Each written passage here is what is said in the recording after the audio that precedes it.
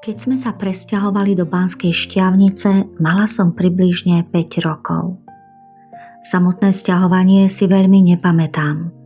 Viem len, že môj ocko ešte predtým niekoľkokrát cestoval na motorke z Komárna do Banskej Štiavnice a späť. S mamkou sa rozhodli kúpiť starý dom vedľa domu ockovho brata, uja Jožka, ako sme ho vždy volali.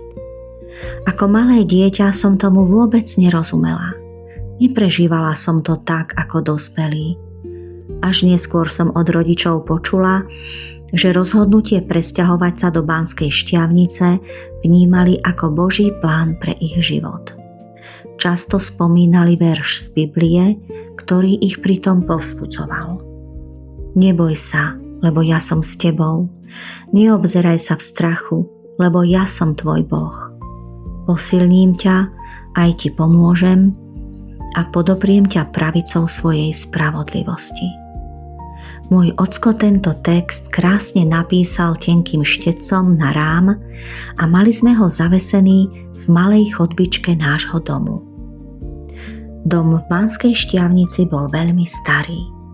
Myslím, že mohol mať aj 200 či 300 rokov. Ale mne sa páčil. Bol dlhý a úzky.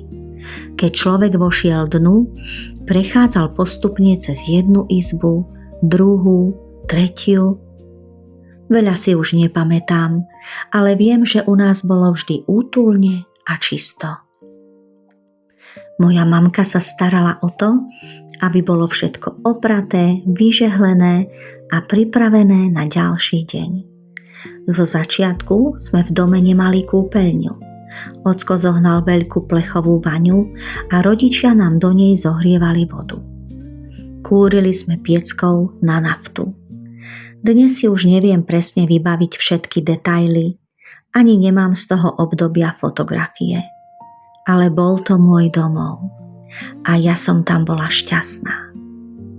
Vedľa nás býval ockov brat, ujo Jožko a teta Irenka a ich 3 synovia, Ľuboš, Norbert a Erik. Boli to naši najbližší kamaráti. Hrávali sme sa spolu na ulici, jazdili na bicykloch, pobehovali po záhrade a často sme sa hrávali na indiánov v botanickej záhrade na konci našej ulice.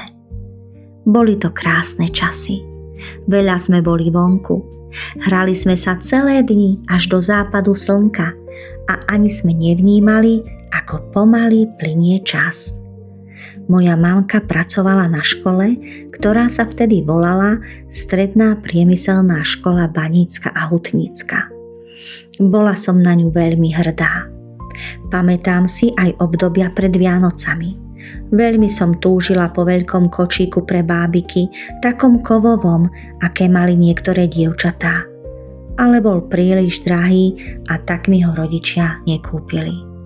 Namiesto toho som však raz pod vianočným stromčekom našla veľkú knihu so zeleným obalom. Volala sa Zlatá brána. Boli v nej rozprávky, riekanky, pesničky a príbehy. Veľmi rada som ju čítala a dostala som aj knižku o vrabčekovi Čimovi.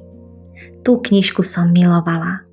Ešte som ani nevedela čítať, ale tým, že mi ju mamka stále čítala, naučila som sa ju skoro celú naspamäť. Dodnes si pamätám vetu. Čim čarára, čim, mama, ja sa ožením. Veľa som čítala, kreslila a tvorila. Nikdy som sa veľmi nehrala s bábikami. Skôr som si vymýšľala vlastné svety. Kreslila obrázky a niečo vyrábala. A keď sa dnes obzriem späť, myslím si, že moje detstvo bolo naozaj krásne.